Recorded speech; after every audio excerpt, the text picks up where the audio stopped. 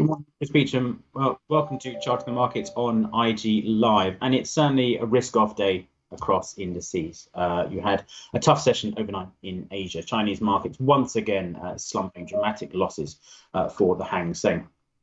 And the problem is really that we're seeing more declines across the board for European markets as well. You had the UK CPI reading as well this morning, and that's the key thing really for the FTSE 100, which is driving that index to its lowest level since early December. A heavy reversal across the board here for the FTSE 100, led down by a host of stocks, most notably house builders and banks, on a gloomier outlook for UK consumer spending, the UK economy generally. So the FTSE 100 trending down towards 7,400 for the first time in about 6 weeks. You had comments from the head of the ECB this morning saying that they wouldn't rush. They said they wouldn't rush to cut interest rates.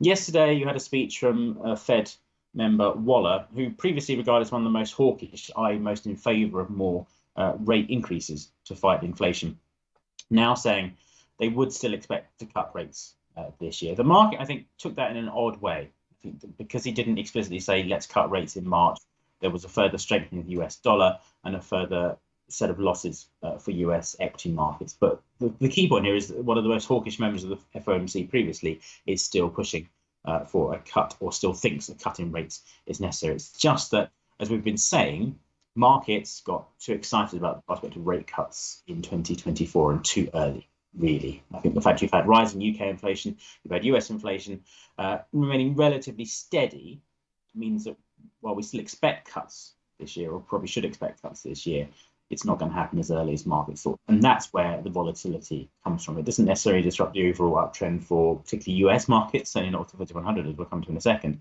but it does certainly suggest we will see some volatility on the way as that gap in expectations between what markets think the Fed and other central banks should do and what they will actually do or say that they will do remains so wide.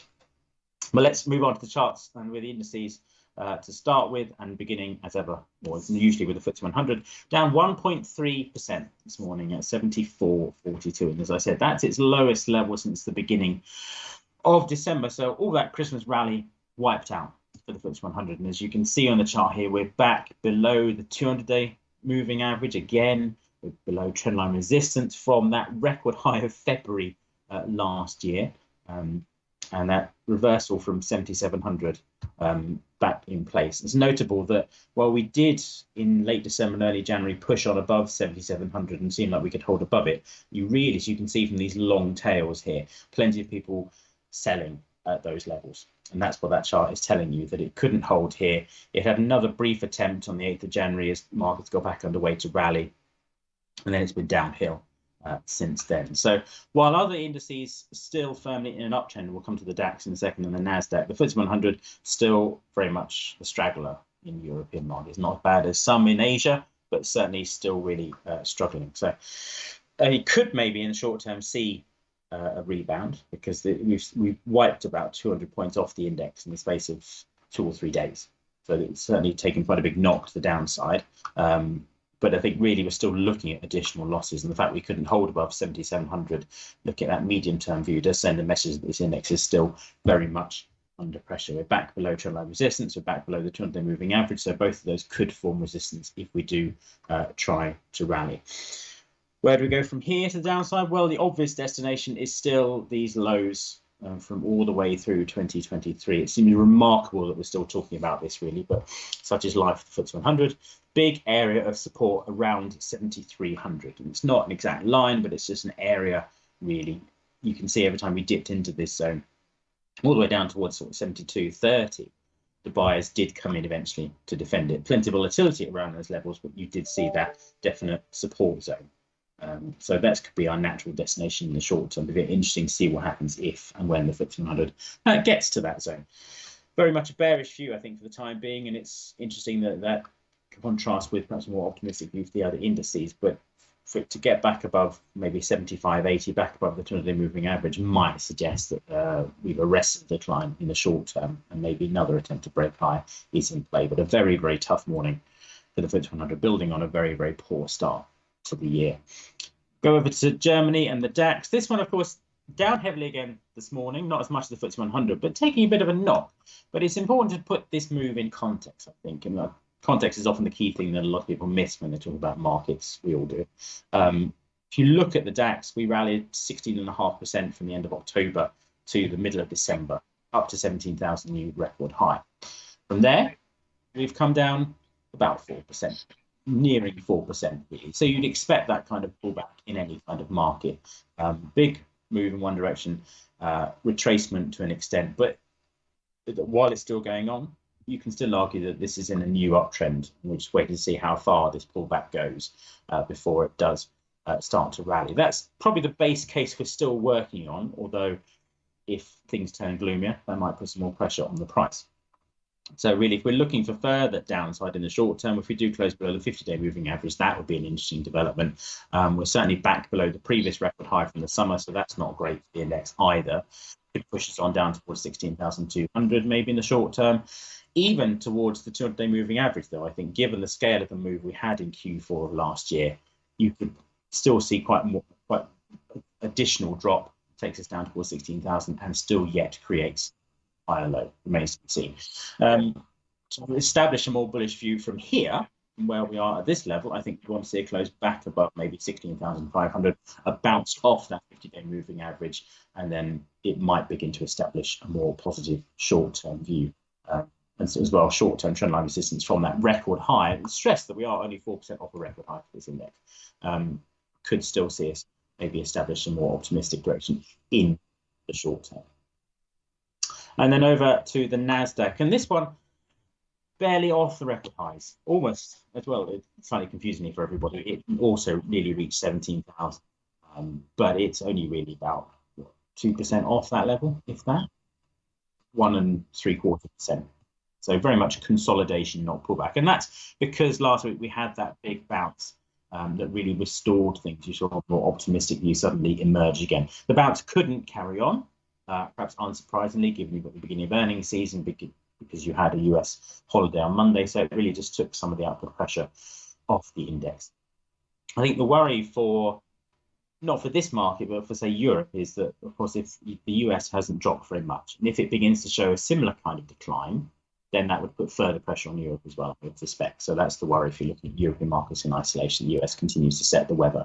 It's just that we've seen more of consolidation here for the Nasdaq, and indeed for the Dow as well, than anything else. Still within easy distance of a new record high if it really wanted to. And of course, tech earnings are yet to come. So just to pile on the things to think about, you still got to wait for the avalanche of big tech earnings from Apple, Amazon, Microsoft, and the rest. The Magnificent Seven have been such key drivers. Short term, further losses back down to the 50-day moving average. You saw buyers emerge over the past 2 weeks or so around 16,200. So that's your line in the sand in the first instance. Otherwise, back down towards 16,000 itself, which was the ceiling we had in mid-November before the latest break higher.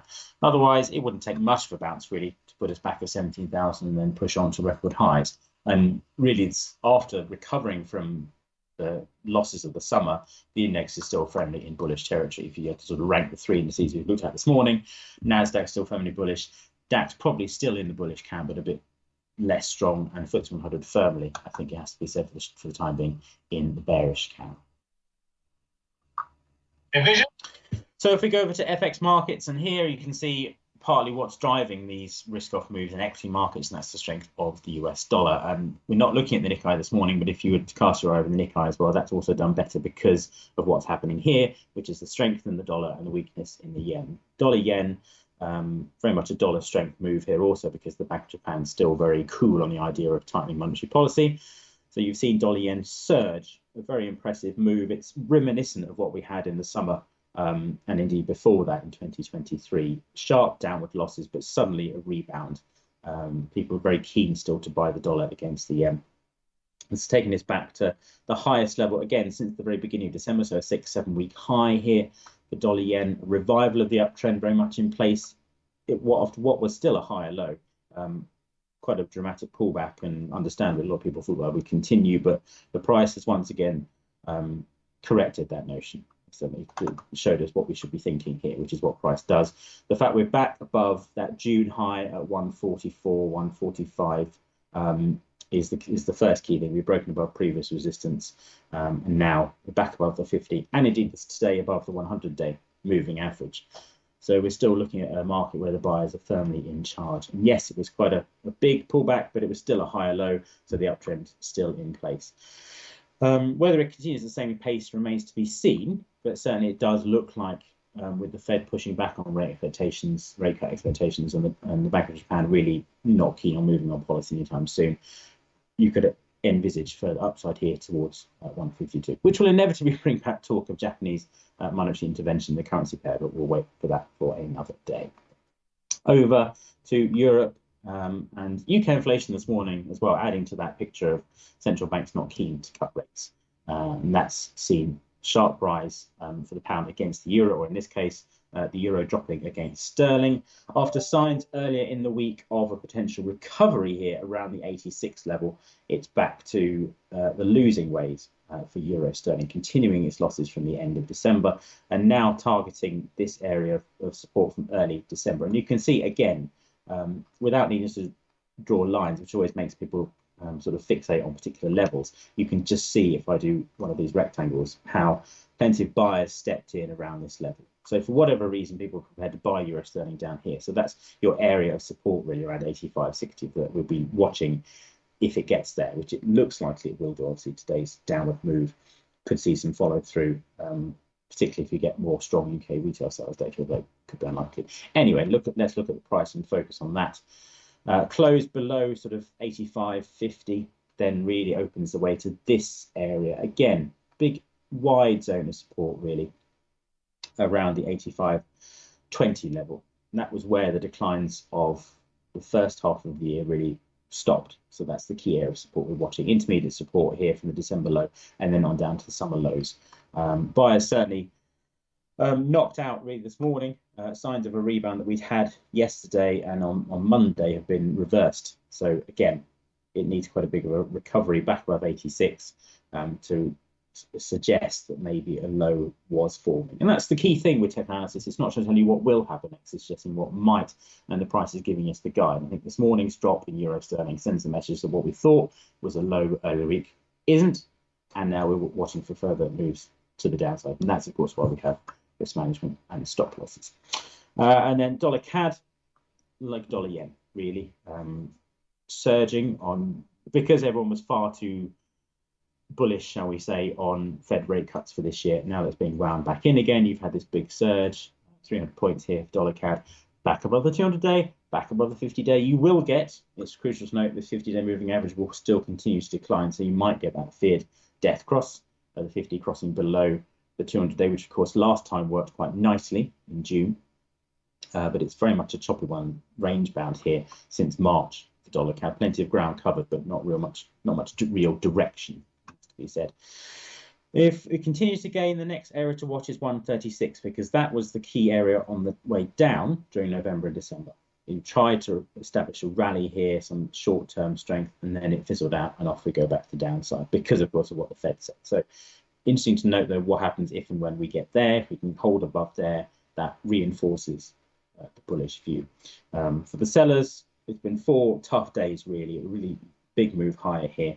No sign of that changing. So you need a big reversal back below the 200-day, back below 134.50 to really put some pressure on dollar CAD. And then finally on to commodity markets. Gold took a heavy knock yesterday, so it's up to the buyers now to try and defend the 50-day moving average like they did earlier in January and back in December as well. Can they do it again? Remains to be seen, but certainly one to bear in mind. Watch to see whether they can repeat the trick here and hold above the 50-day. If they can, maybe there's still hope for some further upside. With the dollar strengthening, it does seem a bit difficult to imagine that in the short term.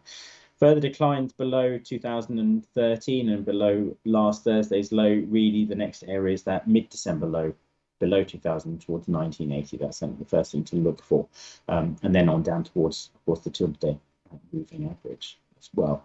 In the short term, of course, we've seen trendline resistance develop from the highs of late December. So we'd need to see a close back above 2050 really to suggest that we've broken out. We could be on a move back to the upside once again, but it's all very much to do with what the dollar is doing at this point in time. And then oil prices.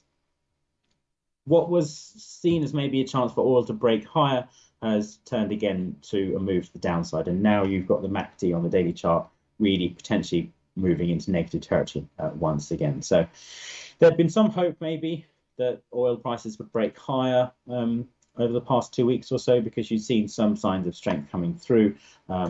Of course, the actions in the Red Sea have raised fears that you might see more disruption to shipping. That hasn't really come to pass. And it's notable as well that we had that report on Monday night about an Iranian missile attack in Iraq, which first indications suggested they actually struck a US consulate, which is going to trigger worries about a broader global war in the region. That was then proved to be false. It was notable that oil didn't really show much strength on that news either. So certainly the sellers coming in once again. For the sellers, it has to be said, though, that 76 in Brent has been a bit of a barrier. So if it does go below there, that would send a further message that we're off back down towards these lows from mid-December. Then again, talking about moving averages, they're not specifically designed as resistance, but it's notable to see how the price behaves around these levels. And the fact the price has been unable to break above the declining 50-day after, of course, this death cross at the end of December sends a fairly negative message. And if nothing else, shows you that we're still firmly in a downtrend for the time being. So as I say, those December lows down at 73, the first level to watch for. Beyond that, we look at those summer lows at 71.40 or so.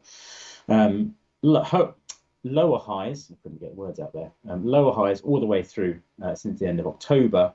So really close above 80, and then ideally above that that late December high, 81.54 is what we'd need to suggest that, okay, things have maybe reversed course in a more sustainable fashion for oil prices. But for the moment, and of course with the US dollar strengthening, it does look like we've got more pressure on commodity prices generally, including crude oil. So looking ahead to the rest of the day, it's just US, there's some data this afternoon, and not much US data, but we're not expecting those US crude inventories until tomorrow, of course, because of the Martin Luther King Day holiday on Monday. So that's delayed as well. So otherwise, we're expecting a fairly weak open across the board for US markets, following on from what we saw in Europe, with the Dow likely to open around about 150 points lower and probably going to suffer more losses as well on the open. Not too much in the way of earnings. Certainly continue to watch US banks. Goldman Sachs had better earnings yesterday, but not great overall for the sector. So earnings season not getting off to a particularly fantastic start thus far. But that's it for me. Thank you for joining us. We'll see you again tomorrow at 10:30.